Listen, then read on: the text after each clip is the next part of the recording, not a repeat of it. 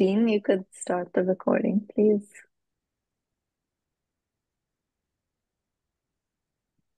Thank you. Good evening, everyone. It's wonderful to see you all. Welcome to today's TBIF. The title of today's talk is Inner Peace, Healing the Mind Through Buddhist Techniques.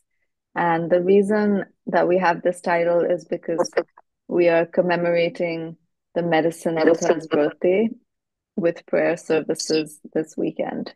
And this is a topic that relates to mental well-being, not just to physical health. And our speaker for this evening is Venerable Zhi Xing, who is currently serving at Fo Guangshan's Xilai Temple in Los Angeles, where she has taught the core teachings of Buddhism for many years. She earned a master's degree in Buddhist studies from Fo Guang University as well. So, welcome, Venerable. Hey, thank you. Yes. Hold on. Hello? Okay, there you go. There's a lot of different technical issues. Hold on one second. Mm,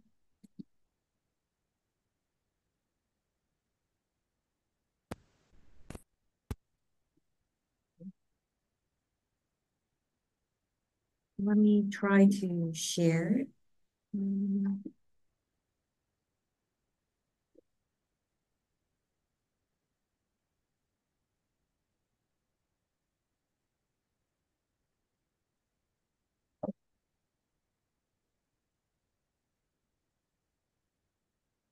mm,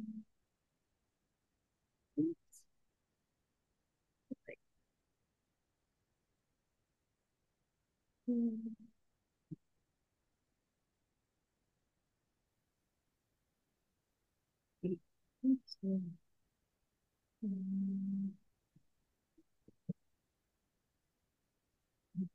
mm, Can people online see? Okay, okay. Hello. Okay. First of all, I'd like to thank Venerable Zhang for inviting me over to share with everyone about inner peace, healing the mind through Buddhist teachings. It's my pleasure to be here, and I must say, I'm a little bit nervous, but then at the same time, I'm also working with my mind right now. And so, first off, I'm sure in our life, if you just take a moment and reflect upon today, reflect upon the emotions that you have been through. Is it up and down? Maybe as you're coming over here, there's traffic and you might be a little bit like, oh, I'm in a rush. So you might be a bit stressed or you might be even a little bit angry. But then maybe during the day, sometimes your boss compliment you. Ooh, now I'm happy. So throughout every single day, we have a lot of our mind go on this roller coaster ride. And of course, not all emotions are pleasant. Some are pleasant, like when we're happy, those are pleasant. However, there's also time when we're very stressed, when we're angry. There's a lot of negative emotion that also bothered us every single day. But as our founding master, Venerable Master Xinyan, remind us, where there's Dharma, there's always a way. So that's why today we're here to learn about how the Buddhist teachings can actually help us with facing all these negative emotions that we have in our life. And of course, the Buddhas once told us in in one of the sutras, he said that all that I have taught are sufferings and ending of sufferings. So all the teachings that he have taught are really just about sufferings and ending of sufferings. So that's why from this, we can see that Buddhism is a religion that would help us overcome all these sufferings that we have in our life. And so this is why for the heart of the Buddhist teachings, I'm sure most of you might have heard of the Four Noble Truths, which is also one of the first teachings that the Buddha has taught after he attained enlightenment, which are sufferings, causes of sufferings, cessation of sufferings, and path to cessation of sufferings. And so today we're going to learn more about how we can apply this Four Noble Truth in managing our emotions. And of course, these Four Noble Truths are not just teachings, they're not just theory, but they're actually four tasks that we're supposed to achieve. And we can see that the Buddha once told us, he said that sufferings is to be comprehended. So for sufferings, not only do we just bear with it, but we have to understand it. We have to comprehend it. And the cause of sufferings is to be abandoned. So we have to figure out what the causes of our sufferings, and then we have to abandon it. So this is the task that we're supposed to cultivate and practice. And the cessation of sufferings is to be realized. And last, the path to the cessation of sufferings is to be developed. So from this, we can see that the Four Noble Truths are not just a philosophy that we should put aside or teachings that we store in our head, but it's something that we actually try to practice in our daily life. And so now back to our topic about managing our emotions. Obviously, the cessation of sufferings, our goal and our hope is to find peace amongst all the chaos and obstacle in life, even with all these emotions that arise. I'm sure that's the same for everybody. And of course, now that we know the goal, now what is the dukkha? We have to identify the dukkha or the so-called sufferings that we have before we could like continue on. And just in case if someone didn't know, dukkha can be translated into sufferings or pain, sorrow, misery, dissatisfactions, or unease. So it's not just about physical pain and such. There's also the mental sufferings that we're referring to here.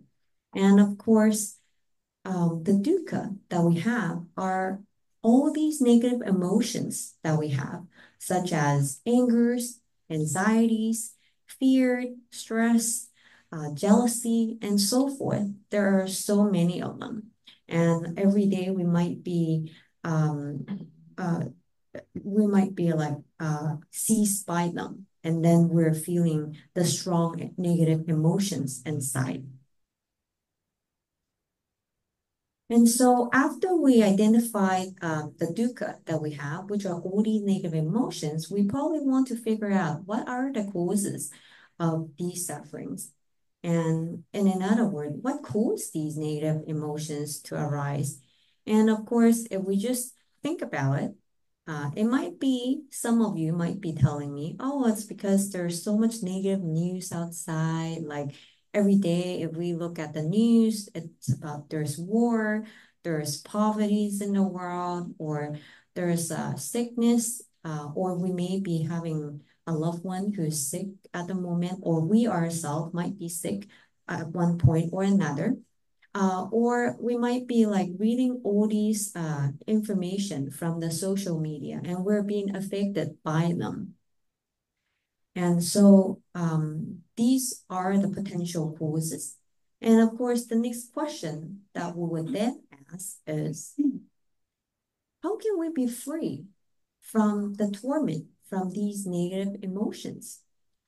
And this reminds me of a story that I have read from the sutras. So in the Buddha's time, one of his great disciples that the Buddha had is called Sariputras. So one day he was walking down on the street and he saw this devotees, and he was like, Sariputras talked to the devotees and said, how come you look so mean and vicious? Like you have this look on your face. And this devotees was actually a sculptor. So he was like, really? I look vicious to your face? So he went back home and reflected upon why did he look so mean? He didn't even realize it. And the more that he reflected, he was like, oh, yeah, that's right. Recently, I was trying to scarf a statue of a devil. And so because of it, when he was like creating this artwork, he need to think, what would the devil look like? You know, with the mean facial expression and looking vicious and everything. So every single day he was like thinking about the devil. And so because of this, he accidentally, well, not accident, his face also expressed such expression. And so from then on, he thought, I wouldn't like try to carve a devil anymore. Let me carve a bodhisattva. So from then on, every single day, he would start to think of the compassion, the loving kindness of a bodhisattva. And next time he was walking on the street, he met with Sariputras again. And Sariputras said, wow, you look so compassionate these days. Nice. And so from this, we can see it's just like this, we are like this monk in the middle. What kind of thoughts do we have? Then it will affect our actions and speech. So this is why we can say that the mind is the key to changes here. Venerable Master Shen Yun once said, the mind is like a field. A good field would yield good product. But the mind is also like a factories. If you have a bad factories, then it would only create more pollutions for the environment. So because of that, we should always have peace, compassion, kindness, and joy in our mind so that we can create joy for other people as well. And so this is to tell us that our mind is the key. Yes, our negative emotion can give us a lot of sufferings, but at the same time, if we want to overcome it, it's also about working with this mind. So this is why in one of the sutras, the Buddha told the disciple that whatever the mind frequently think upon and pondered, that will become its inclination. So our character, our thoughts, our feelings, and intention would grow into habits, and over time it would settle into our characters. So what kind of thoughts do we often have? It's something that we should also think upon. Because if we're very negative, then when these emotions arise, how we respond to it is probably very negative as well. And so this would only create more internal sufferings for us. And so, of course, let's go back to our questions of the day. How do we confront and overcome the negative emotions that arise in midst of the various situations that occur in our life? And to answer that question, or before answering it, we need to first understand what emotions is. And of course, a basic definition from most of the dictionary, this is what it said. Emotion is basically intensified mental state, such as agitated, disturbed, or anxiety. But all these negative mental state are subjectively experienced as strong feelings, usually directed toward a specific object. And of course, in the psychology and also elsewhere, we can read that emotion is actually energy in actions. So it's not like it's static and it's forever that way, but it's an energy. But of course, if it's like energy, it can be destructive if we allowed it to be. And however, because it's energy, we can also work with it and change it into something constructive. So it's not static, even though we may have negative emotions that arise, but it can be changed as well. And of course, we know that this energy is all sometimes arise whenever there's a stimulant, right? So something happened and there is this stimulant, so that's why, oh, this energy arise. And of course, when it's negative, like when anger arise, then basically there's a little jot of energy that arises, and then it might follow with bad thought because we're angry at the time, and we just react upon our habit. So that's why normally the first thing that we do when we're angry, it's probably like have more bad thoughts or blame on others and so forth. And of course, this would build on the negative energy itself. And so our mind originally is sort of like the ocean. if you imagine. I know in San Diego, as I was riding on a train over here, I was like, oh, seeing the ocean at the side. Normally, it's very calm, so you don't see much wave. That's like our mind. However, when there's stimulant like the wind blowing on it, then there's waves. And these waves are like the emotions that we experience. And sometimes it's so strong that it just overwhelms us and washes away. And so that's why it's important for us to work with this emotion so that it doesn't become a poison for us, which create pain and sufferings, but we should actually transform it so that it would be medicine and it would help us gain insight from it. And when we understand it more, then it won't have much power over us. It's only when we don't understand emotion and we just respond and react to it, that's when it has power over us. And then, of course, it hold on to us and we couldn't break free from it. And so how does emotion arise? So I'm just going to like share with you a scenario. So just imagine you have a favorite cup. Imagine this is your favorite cup, whatever it is. It might not look the same, but it's okay. I'm sure maybe some of us do have a favorite cup. And this favorite cup, obviously, it's given to you by a loved one, and you really treasure it. And so every single day you drink from the cup.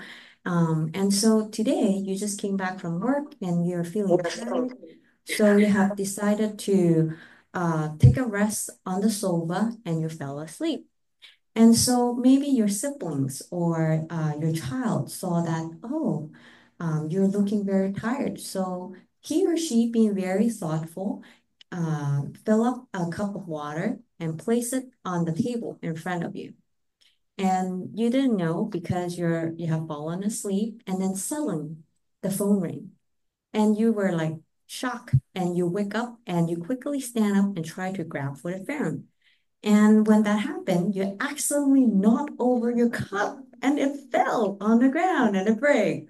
So now, what kind of thoughts would you have? How would you feel? You might think, what the? And then something else. And or you might be like, who did that? You know, why is my cup there? And you start to like try to blame and on others, and you have more negative thoughts. And at this point, we actually do have choice if we're mindful. We could choose to think that, okay, this is an accident. Things are impermanent. Let it go. There's the first choice. But of course, a lot of time we lose the choice. We just act upon our emotion, and we would start to like blame others, point fingers at other people or at other external conditions. And so when we do that, then we would become even more angry because we'll think about it and more negative thought arise. And the more that you think about it, the more confirmed that you feel like, yeah, this is not my fault. It's the fault of somebody. And then you would really believe in the stories. But ultimately, if you really think about it, is it really the fault of someone? The cup is on the table, but you didn't see it and you accidentally knock it over, right? But because we're so angry and we're already telling ourselves all these stories that we believe that it's the fault of others. And so because of it, we're fueling up the energy of anger inside us. And of course, ultimately, we might act in ways that we regret or yell at people and then we regret about it later. And so if we think about it, if we can catch ourselves before this whole process of feeding more negative thoughts and negative emotions in, then this whole thing will not happen. And our emotion will not be able to control us. Instead, we can become the master of our own mind, not being the slave of these external conditions. And so, what happened if we don't manage these negative emotions? What happened if we just let it be? And now I have this video that will tell us what happened if we just let our emotions sit.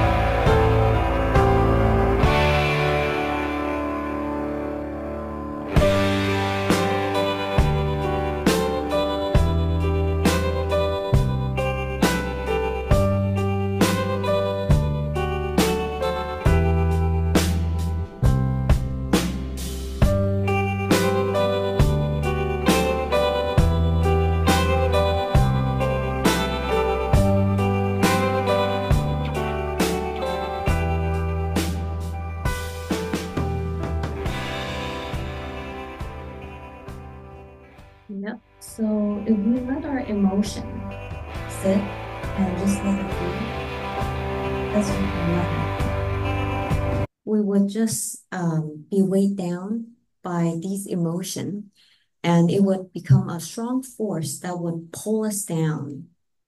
And so, of course, this then go back to after we learn about all these, it go back to the main topic of the day, and that is how can we work with them so that we can be free from these emotions, or I should say, free from the sufferings that are created from these emotions. And so once John Bradshaw, he was actually an American educator, a counselor, and an author. He said that emotions are energies in motion. If they're not expressed, the energy is repressed. As energy, it has to go somewhere. Emotional energy move us as thus all energy. To deny emotion is to deny the ground and vital energies of our life. So it's not so much that we want to like get rid of all these emotions, but then it's more like work with them and transform them. So let's start with understanding what our emotions are. And of course, to manage them, I have come up with 3 steps, or I also read from a lot of references.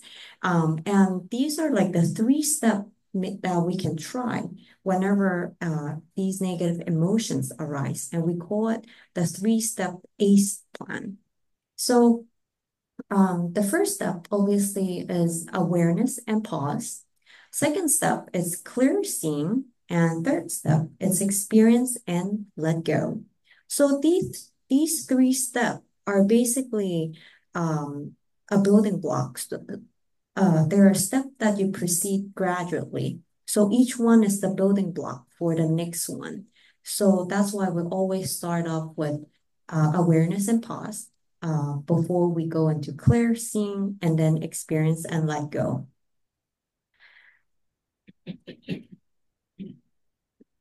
And so what are they?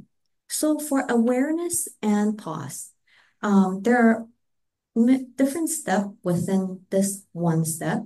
Is the first thing is to become mindful of the emotion as they arise. I know it's hard, but then it's a practice. So this is why it's important for us to practice meditation, because meditation is a tool that could help us in training our mind and also training our sense of mindfulness so that we can become alert and mindful of the thoughts and feelings that arise. So this is why I encourage everybody to meditate for at least like maybe 5 minutes before you go to bed or 5 minutes after you wake up in the morning. And depending on your time, you could build it up. Or if you have no time, which I sometimes have people telling me they're super busy, they couldn't really like find the time to meditate, that's okay too. There are like a small mindful check-in. So you don't, if you don't have the 5 minute, you have 1 minute, right? So maybe like throughout the day, find a lot of different 1 minute. Maybe as you're waiting for your coffee, have that 1 minute and just simply focus on your breathing. And then maybe in the afternoon, you can find another minute where you can just be mindful for that 1 minute. There is a psychologist research that show that if you actually practice a lot of short mindful check-in, you would actually still be able to train your mind as well. So you can still build up the sense of mindfulness. So if you don't have time for longer meditation session, short mindful check-in are okay too. And so when we're facing with a different situation, emotion arise. So the first thing is to become mindful, to become aware that there's an emotion that arises. And as you become aware of it, then tell yourself, okay, let me just be aware of the present moment instead of like thinking about more thoughts, thinking about like what happened and so forth. Just be mindful at the moment. And then watch these emotions and feelings, and you would realize that, oh, this feelings also comes and goes. It's not static. It's not permanent. Like it doesn't stick there. So basically, all this, you're still in this first moment or second moment where you're simply being with the emotion, become aware of it, being with the emotion. And then, of course, then you pause so you don't react to it. Sometimes we react too fast.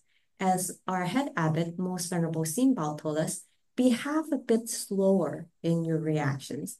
A lot of time we just react too fast. We react based upon our habitual actions or our habitual response to these emotions. And so we have to tell ourselves, okay, let us be slower in our reactions. And so after you're aware of it, you pause and just be patient because sometimes anger can wash over us, or like these strong emotion can. And so we have to be patient and just observe it and look at it without like reacting to it. It's only if we have that moment will we have a choice. Like the scenario that we just talked about with the cup, if you have that moment, then you have a choice. But a lot of time we don't have a choice because we just react. And so pause and then sit with the emotion. And then if you still like are able to work with it, then try to observe the habitual way that we used to deal with these intense emotions. Normally we have a habit of like dealing with them. Maybe when we get angry, the first thing is like we might yell at somebody or do something, or and just or just think a lot, depending, different for different people. So you can observe the habitual way that we're not used to deal with it. Sometimes we might realize that it's not so much that the emotions are creating the sufferings. It's more like how we react to it that actually create the sufferings for us. So that's why it's important for us to observe it.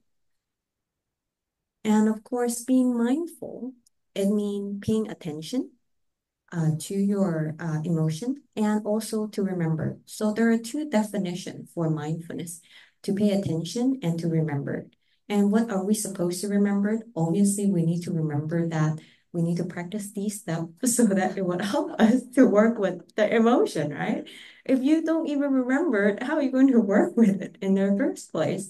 So it's important for us to remember, okay, these emotions arise and we have to work with it. So let me just pause and then observe the emotions.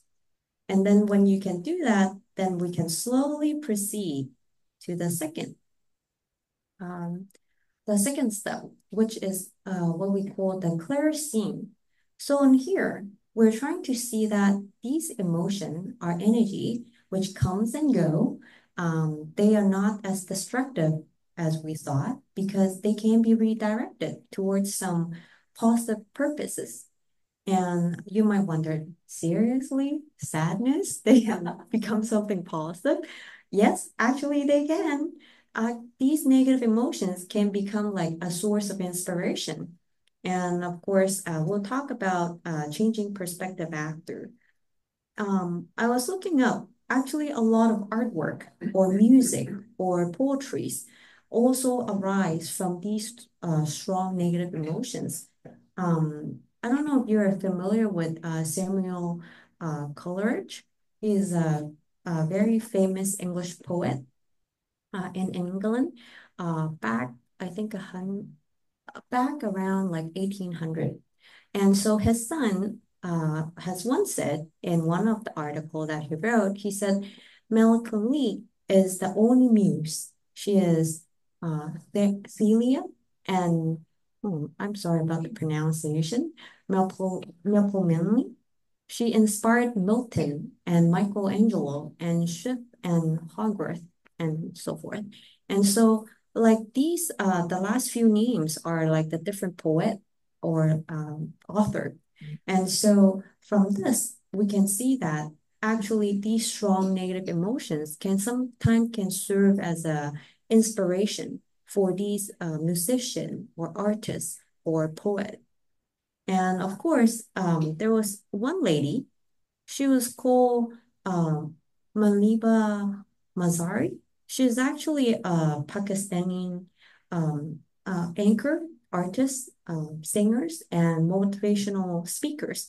And she shared about how she transformed her grief into making a life better for herself and others. And let us see what she said. I was 18 years old when I got Oops, married. sorry. I belonged to a very conservative family, a Baloch family, where good daughters never say no to their parents. My father wanted me to get married, and all I said was, if that makes you happy, I'll say yes. And of course, it was never a happy marriage. Just about after 2 years of getting married, about 9 years ago, I met a car accident. Somehow my husband fell asleep and the car fell in the ditch. He managed to jump out, saved himself. I'm happy for him. But I stayed inside the car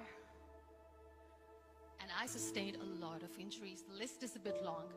Radius ulna of my right arm were fractured. The wrist was fractured. Shoulder bone and collarbone were fractured. My whole rib cage got fractured. But that injury that changed me and my life completely was the spine injury. Many people came to rescue. They gave me CPR. They dragged me out of the car. And while they were dragging me out, I got the complete transection of my spinal cord. Those 2.5 months in the hospital were dreadful. I was at the verge of despair. One day, doctor came to me and he said, well, I heard that you wanted to be an artist, but you ended up being a housewife. I have a bad news for you.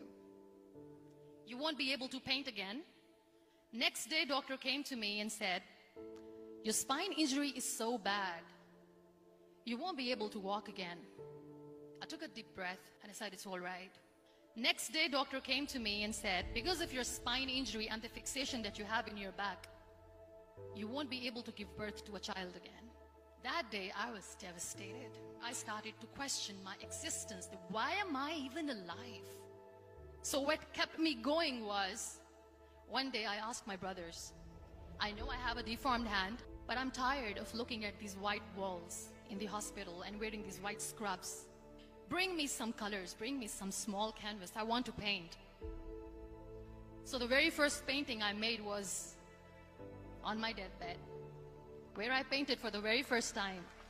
What an amazing therapy it was. Without uttering a single word, I could paint my heart out. I could share my story. People used to come and say, what lovely painting. So much color. Nobody could see the grief in it. Only I could. And that day I decided that I'm going to live life for myself. I am not going to be that perfect person for someone. I am just going to take this moment and I will make it perfect for myself. That I'm going to fight my fears. So I wrote down one by one all those fears. And I decided that I'm going to overcome these fears one at a time. You know what was my biggest fear? Divorce. But the day I decided that this is nothing but my fear, I liberated myself by setting him free. And I made myself emotionally so strong that the day I got the news that he's getting married, I sent him a text that I'm so happy for you and I wish you all the best. And he knows that I pray for him today. Number 2 was, I won't be able to be a mother again.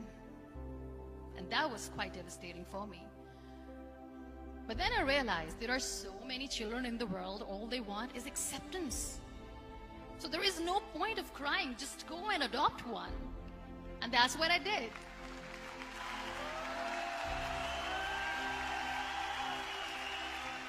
I gave my name in different organizations, different orphanages, and I waited patiently. 2 years later, I got this call from a very small city in Pakistan. I got a call and they said, are you Muniba Mazari? There is a baby boy and would you like to adopt? I could literally feel the labor pain. I said, yes, I am going to adopt him. I am coming to take him home. And that day, I was 2 days old, and today he's 6. You know, when you end up being on the wheelchair, what's the most painful thing? People think that they will not be accepted by the people because we, in the world of perfect people, are imperfects. So I decided to appear more in public. I started to paint. I have done a lot of modeling campaigns. I decided that I'm going to join the national TV of Pakistan as an anchor person. I became the National Goodwill Ambassador for UN Women Pakistan, and now I speak for the rights of women, children. I was featured in BBC 100 Women for 2015. I'm one of the Forbes 30 under 30 for 2016. So when you accept yourself the way you are, the world recognizes you. It all starts from within. We have this amazing fantasy about life. This is how things should work. This is my plan. It should go as per my plan. If that doesn't happen, we give up. I never wanted to be on the wheelchair. Never thought of being on the wheelchair. This life is a test and a trial, and tests are never supposed to be easy. So when you're expecting ease from life, and life gives you lemons, then you make the lemonade, and then do not blame life for that. It is okay to be scared. It is okay to cry. Everything is okay, but giving up should not be an option. They always say that failure is not an option. Failure should be an option, because when you fail, you get up, and then you fail, and then you get up, and that keeps you going. Embrace each and every breath that you are taking. Celebrate your life. Live it. Don't die before your death. Real happiness lies in gratitude. So be grateful, be alive, and live every moment.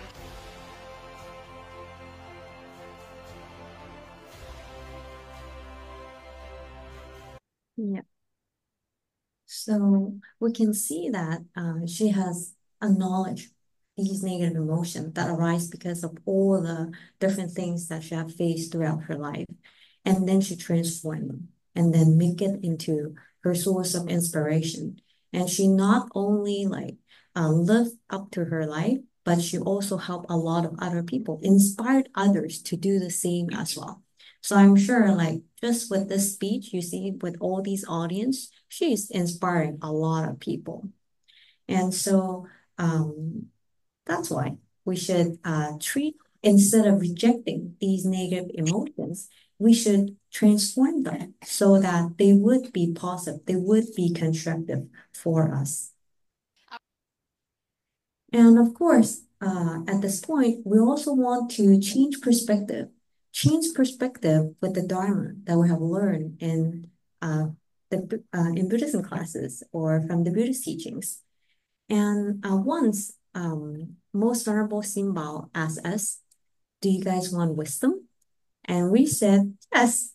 In my mind, I'm thinking, yeah, that's why we've renounced. We want to have wisdom. And then so Most Venerable Simbao then said, that's right. Then you need to dive into this ocean of sufferings. These are cause and effects. If you don't go through sufferings, it's hard for you to get insight. However, there's a but. It's like you will only gain insight if you actually practice the Dharma. But then if you just dive into the ocean of sufferings and you just suffer through and not work with it, then you would still not get any insight, but you would just have sufferings. So that's why. And then he ended with one last comment, which I find very amazing. He said, then next time when you see that there's hardship or obstacle, you should say, yes, my opportunity for insight is here. That's important because if you think about, if you tackle this problem or this hardship with such a positive attitude, would you be able to break through? Yes, you would. You would definitely be able to find a solution to overcome this hardship that you have. However, if you just like you have this hardship and you face it with negativity, you go like, oh, I don't think I can make it. Then I really don't think you can make it either. So the attitude make a huge difference. So think positive. Next time if you're faced with obstacle or if you're like have this emotion that hold you, think of it as an opportunity for insight. And another thing, as we know, the Buddha told us everything is impermanence, it's changing all the time. And so what this change also tell us is that it may not be good, but it may not be bad either. So once there is a father who lived with the son, and they had one horse on the farm that would help them with their farm work. And so one day, the horse ran off, so they lose their horse. And they have this very nosy neighbor, and the neighbor came over and said to the father, "Oh, I feel so bad for your loss. Now you don't have any horse to help you on the farm." And the father only looked at the neighbor and said, it may not be bad. Well, it may not be good, but it may not be bad either. And so a few days later, this horse actually came back with another horse. And so, wow, now they have two instead of one. And so the neighbor came over again and talked to the father and said, wow, I'm so happy for you. Now you have two horse. So more power for you to help with the farm. And the father again said, it may not be good, but it may not be bad either. And so a few months passed by. One day the son was riding the horse and he accidentally had an accident and broke his leg and become disabled. So at this point, it's devastating because he was young, there's a bright future, but now he's crippled. And so the neighbor came over and expressed how sad he was upon hearing the news, that he feels very sorry for the son, the young man who should have a bright future and such. And the father again said, it may not be good, but it may not be bad either. And so another few months passed by, there's a civil war that's going on. And so the government was enlisting soldiers from the different, enlisting basically young people from different villages to go to war. And so this all the young men from this village also get enlisted, except for this young man who's crippled. And so war happened for a few months, and at the end, most of the young people died, except for this young man. So at this point, what's good and what's bad? It seemed bad when they lose the horse, but then when the horse come back with another horse, wow, it's great. But then one day, this young man ride on a horse and become crippled. It's the end of life, seriously, at the time. But then because of this accident, he also didn't need to go to war, and he's basically is with his family and fathered. So what's good and what's bad when you think about it? Sometimes when negative things happen in life, we can't just judge them on the spot. Maybe even at the moment when you're having conflict with other people, you can't really judge it as well. Sometimes you have to pause and then look at it again later. You might realize, oh, it's actually good for you. Other people's opinion are good for you, but you may not know it at the moment. So never be too quick in judging what's good and what's bad. Because what seemed bad right now, a few years later, when you look at it again, it might be good. You might realize, oh, this failure that I have a few years back is actually nutrients for me to develop into who I am today. So never be too quick in our judgment. And of course, when there's change, it also means that there's always hope. Since causes and conditions are changing all the time, It seems bad right now, but if we cultivate it, it can become something good as well. So it all depends on us. What kind of conditions do we want, and how are we going to cultivate it? And last, when we're in a situation, we should also ask ourselves, am I making the judgment of the situation too quickly? Because sometimes you only see from our perspective, but it may not be what it is. So sometimes we may want to change and look at from other people's point of view to avoid judgment. If we can actually understand where other people's are coming from, then anger will not even arise in the first place. So let us look at this. Even makes sense. It makes total sense. You just open up your mind and listen to other people's opinions. What's going on here? What's going on? John's being ridiculous. I'm being ridiculous. You're the one that thinks that. How can you not see Okay, boys, calm down. Okay, everybody take your seats. Matthew, John, come up here, please. And John, stand over there and face that direction. Matthew, come over here and just do the opposite. Thank you.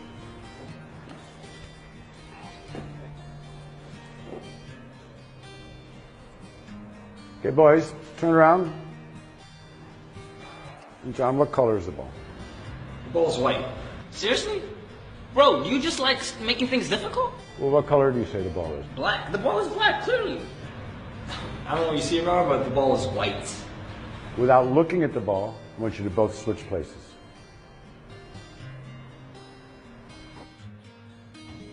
Okay, both of you, please turn around. And what color is the ball now? Okay, please have a seat. Throughout our lives, we believe many things, and we hold dear what we think is right and true. But at times there'll be others who disagree with us. What we believe to be 100% right, they believe the opposite just as strongly. Well, how can that be? Can't they see? We can become frustrated, we might grow distant, we may even sever relationships entirely. Slow down. Breathe. Step into the other person's shoes. It'll make all the difference.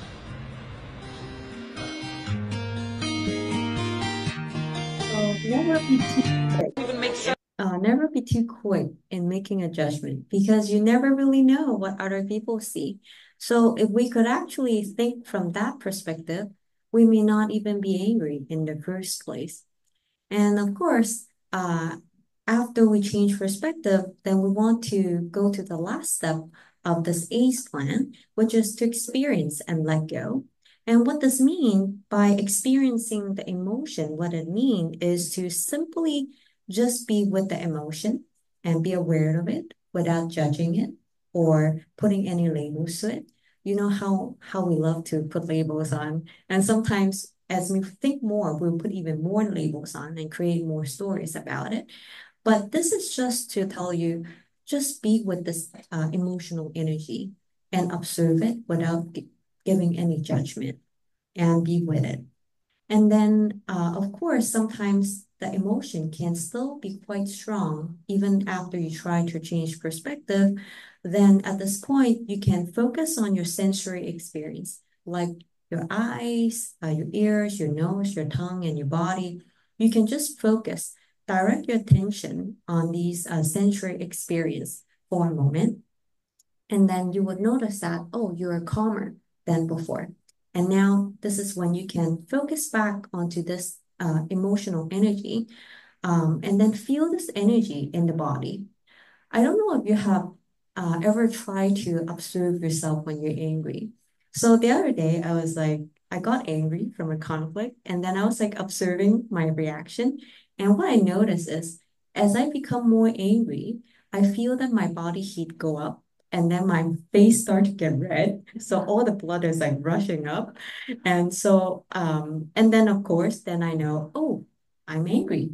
And then of course, my breath is getting shorter as well. So there are all these physical attributes that would occur when you are angry or when you have different negative emotion.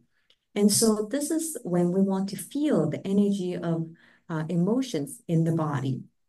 And then once we feel it, we can then tell it to settle down, allow it to settle down and relax. And of course, at this point, we can consciously tell ourselves to take a few deep breaths, and you will notice that you are releasing more of these intensive energy and you're more calm.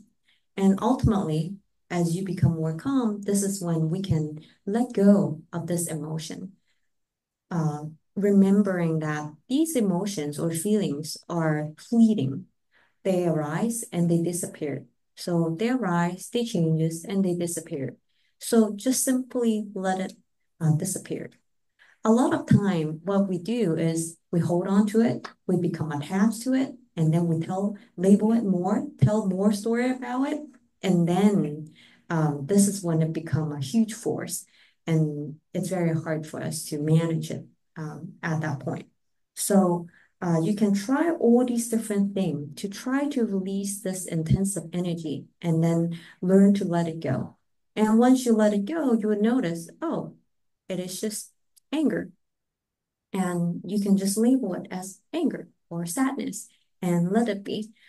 There's research that show that just by naming these emotion, like, oh, it's anger, it's anxiety, it's stress, it would actually decrease the intensities of the emotion already. So you can try it out for yourself. It might be hard at the beginning, but then that's what practice is about. So we would be like dealing with a lot of different situations throughout the day. So every single day, you can try your best to try out these three steps: awareness and pause, clear steering, and then changing perspective, of course, and experience the emotion and let go. And then slowly, you would be able to realize that you can better work with your emotion, and you can also transform it into something constructive for our life. And so last, I want to say, the Buddha once told us, no one save us but ourselves. No one can and no one may. We ourselves must walk the path. So from this, it sounds like a very lonely road. But then if you really think about it, who can transform our mind except for ourselves? Who can work with our mind except for ourselves? So in terms of working with our mind, that's the path that we will have to take alone. But of course, when you come here, you have a community, just like all of you here, as a community that support each other along this road, which may be lonely sometimes, but you have support. And these support are there to remind us. So let us all try our best to work with our mind, because if you really think about it, when we talk about practice or cultivation in Buddhism, it's really about this mind, cultivating the mind. And ultimately, our mind affect our speech and actions. So working with the mind is the first most important thing. So I hope that after we have all practiced, we can all be like these children, always smile and have a very happy life.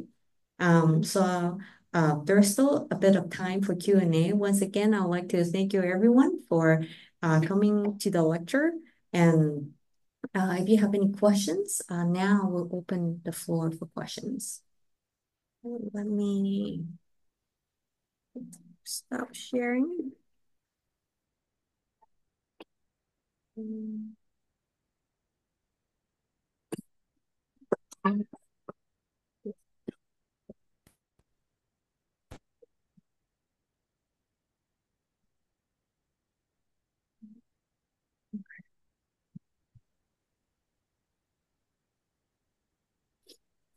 Oh, can I? Can I? Okay. I'm curious if anyone here familiar with narcissistic personality disorder. Um,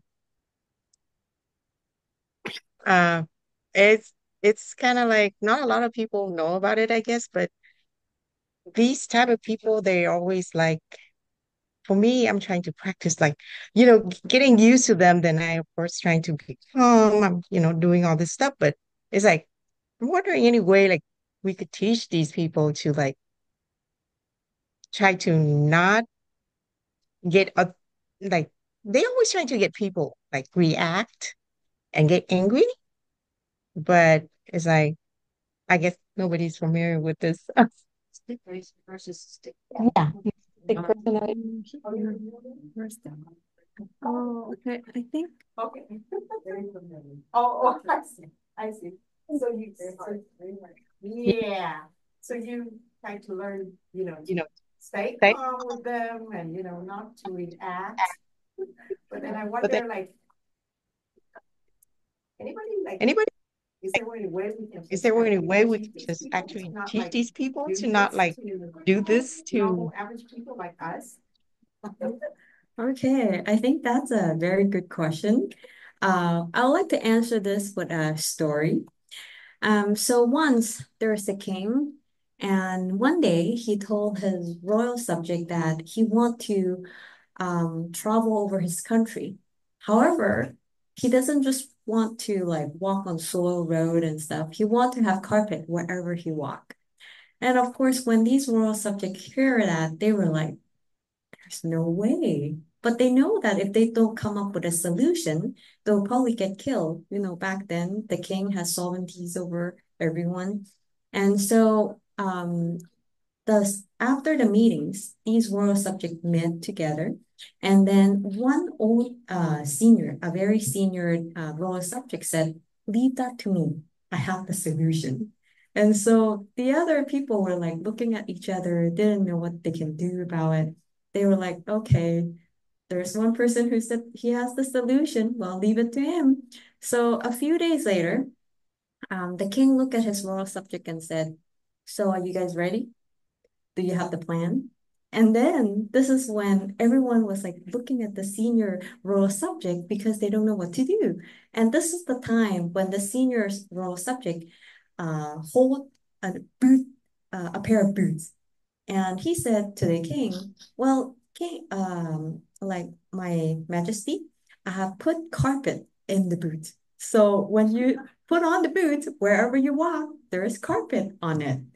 And so the point of this story is to tell us that it's very hard for us to change these external conditions. It's just like there is no way we can put carpet wherever we walk on. So what we can do is really to change ourselves and change the way that we view them, change the way that we work with them.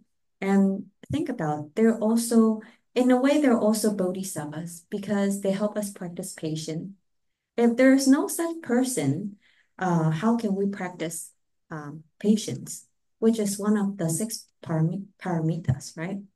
So sometimes even these people who push our button, give us troubles, there are also bodhisattvas who help us with our practice as well.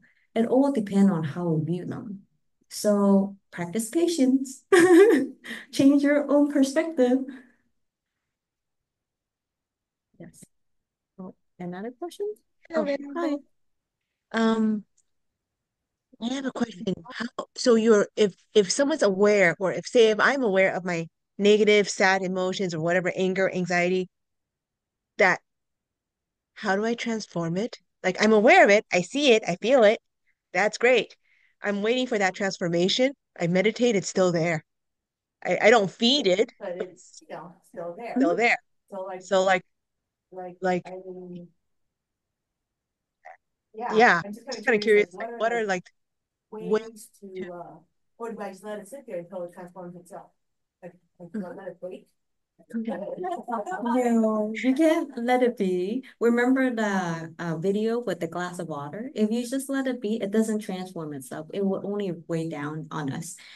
So what we do is this is where after we become aware of it, this is when we have this pause, this is when we try to change perspective. Remember how I talk about like these few things, like from the Buddhist teachings, like contemplating about impermanence, trying to view it from other people's perspective.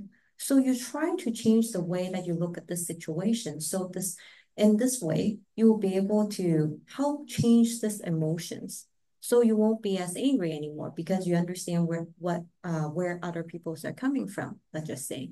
but for example, for the lady with the wheelchair, I Yeah. mean, Like like understand understanding her husband fall asleep and end up having her like that.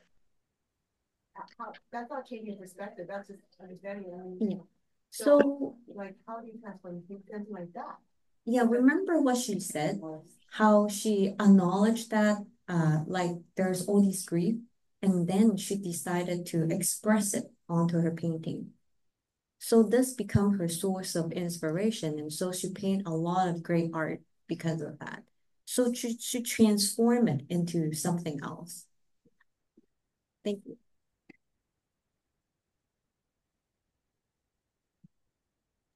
Anyone online?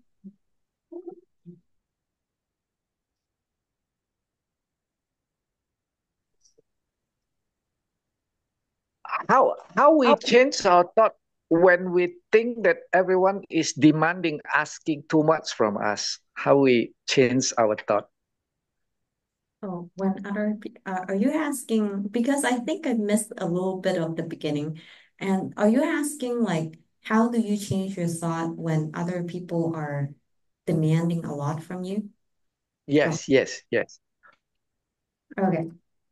So I think that's a very good question. How I think the thing is like we have to also see what kind of demand the person is giving us. Obviously, if it's like overwhelming a lot, then we might want to like again keep it the middle path, right? So sometimes we might need to um say yes or no. But then it's hard to like answered because we don't know the exact situation. But so this is really like situational based, and sometimes you have to see, oh, are these reasonable or unreasonable demands? If it's unreasonable, then maybe you want to keep your distance from it. And then if it's reasonable, maybe it's something to help you. So this really depends on the different situation that's happening. So I don't know if I answered really to answer your questions. Okay, okay. Thanks. Thank Thank you. you.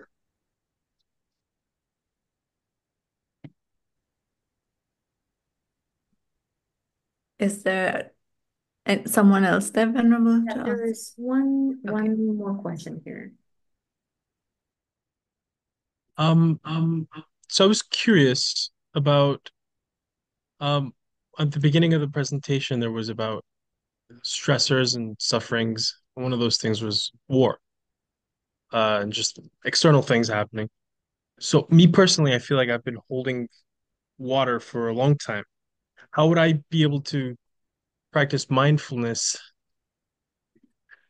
in a situation in which I don't have control, like direct control? Okay, thank you. I think that's a very good questions. In terms of war, it's definitely beyond our control because there's a lot of conditions and factors in it.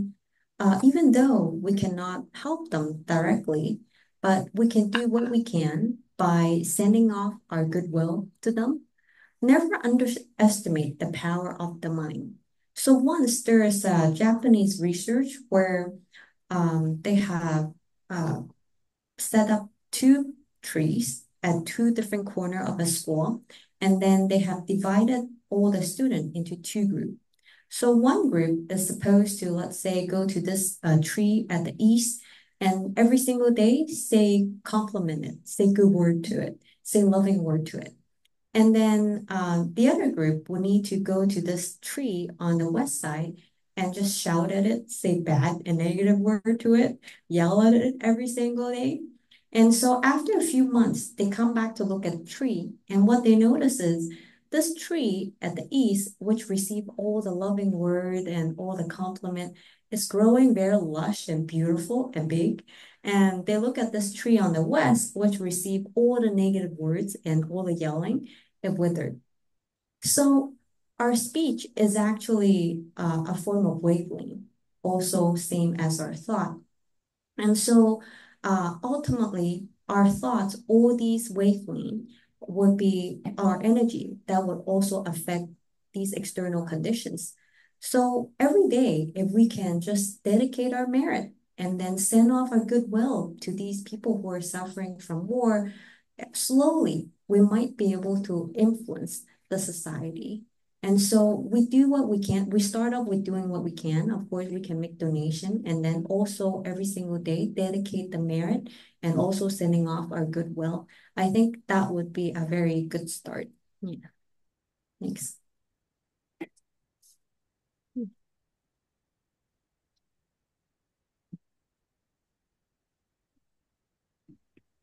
Thank you so much, Venerable, for the talk and for answering all of our questions, pressing questions. I think we all share them. I wanted to just make a quick announcement about next TBIF, which will be on the 22nd of November, and the title will be The Joy of Difference and the Power of Altruism: Pathways Towards an Open Heart Buddhist Community by Dr. B. Sher, and they will be coming all the way from Amsterdam. So I hope that everybody can make it. I'm going to just put the registration link in the chat for people who are on Zoom if you'd like to take a look at that. But thank you so much for this evening and all of sharing all of your wisdom with us. Thank you. Thanks. So, Bye. Thank you so much. Thank you. Thank you. Thank you, Venerable.